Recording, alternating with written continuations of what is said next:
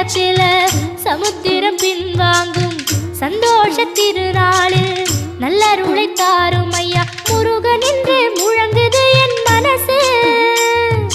கடலை போல உன் கருணை பெருசு.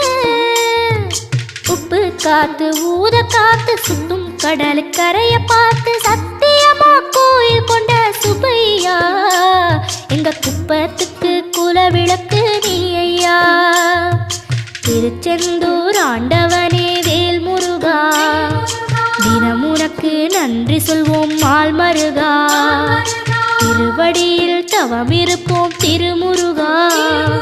தீர்ப்பெழுது நலமெனவே வடிவ